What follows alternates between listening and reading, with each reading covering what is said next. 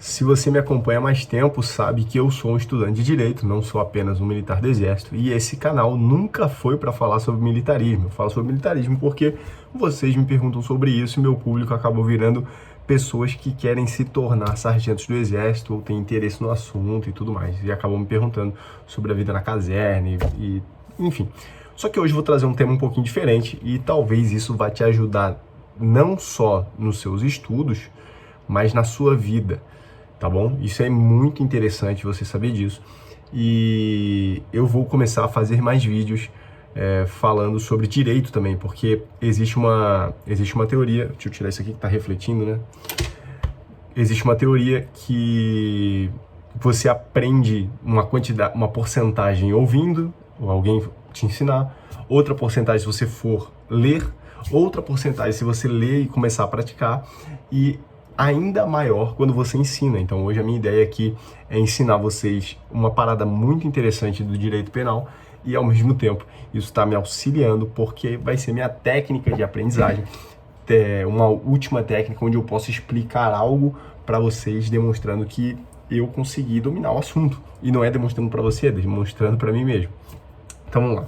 Existe o princípio da culpabilidade ou da responsabilidade penal subjetiva. E calma, eu sei que se você não é estudante de direito, eu falei isso agora e você, caraca, tá falando grego, eu vou te sair desse vídeo, não sai, que você já vai entender. O princípio da culpabilidade o direito penal ele tem vários princípios e não existe crime e o direito penal para o Estado punir alguém, ele tem que seguir a análise dentro desses princípios, ok? Só para vocês entenderem. Então, só vai haver crime se o Estado olhar para a conduta e ver que é possível culpar essa pessoa ter uma responsabilidade penal do sujeito, subjetiva.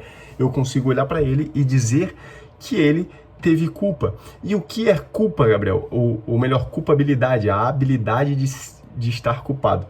Eu vou ter que olhar para o ato e ele ter dolo ou culpa. E calma, você já ouviu falar sobre crime doloso e crime culposo? Confere? Beleza? Estou aumentando muito aqui teu nível de conhecimento. Você que imagino que você aí está nos seus 18 anos estudando para a ESA, você não fazia nem ideia dessas coisas. Eu vou aumentar muito seu nível cultural agora. Você vai chegar dentro da ESA, você vai ser gigante, ainda mais quando começar numa instrução de GLO, garantia da lei da ordem.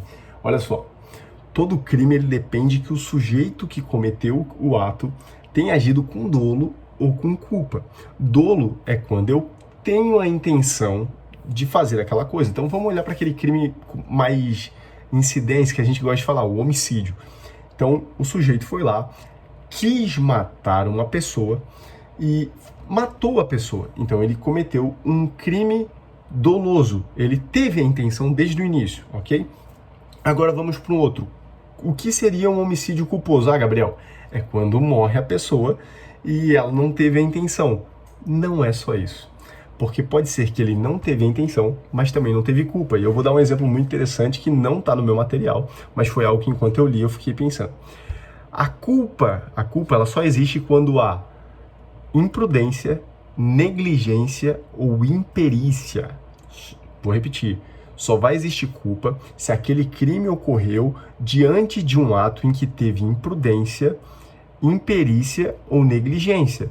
Então, se não houve uma dessas três e mesmo assim aquele ato ocorreu, ele é um fato atípico, ou seja, ele não é um crime. Então quer dizer que eu bati o carro em alguém, eu não quis matar, a pessoa morreu, eu não quis matar a pessoa, eu não agi com imprudência, eu não agi com negligência e eu não agi com imperícia. Eu cometi um homicídio culposo?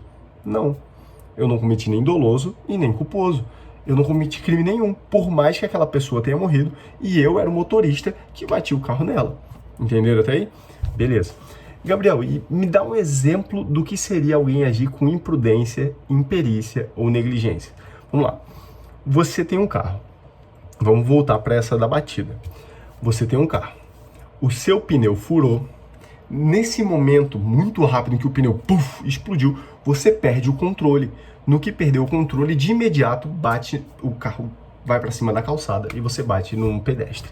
Esse pedestre vem a falecer e o Ministério, dentro da investigação, o Ministério Público vê que o pneu furou, ele perdeu o controle, mas ele tem carteira, ele tem CNH, os pneus estavam revisados, o carro estava revisado, ele estava cumprindo a legislação, ele estava dentro da velocidade, então ele não tinha intenção de matar a pessoa, então se ele não tinha intenção já foi o doloso, e se ele tinha CNH já foi em perícia, se ele fazia todas as revisões e tudo mais, estava andando dentro da velocidade, acabou imprudência e negligência, acabou fato atípico. A pessoa morreu, mas não houve crime. Show de bola.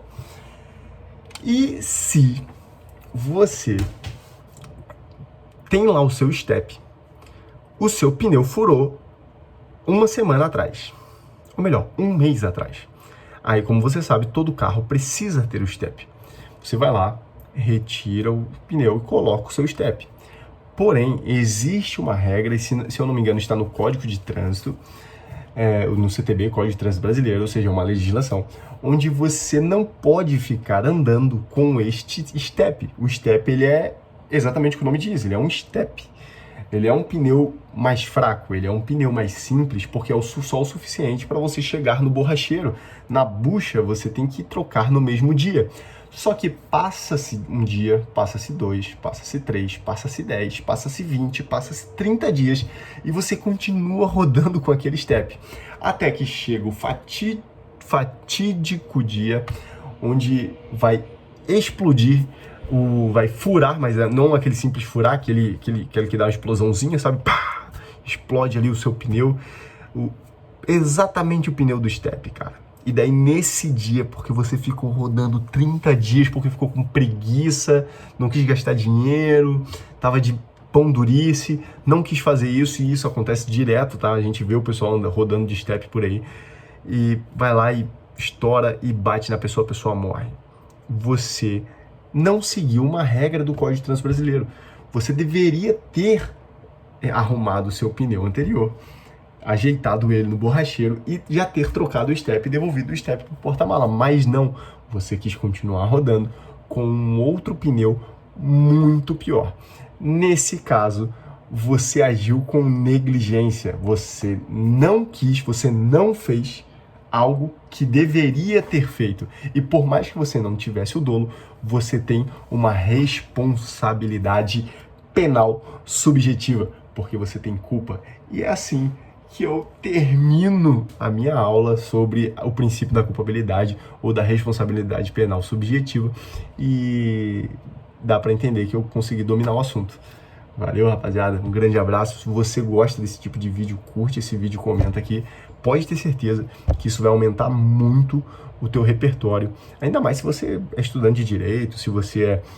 Aí, beleza, mas isso é pra vida, cara. Olha só o que eu acabei de falar.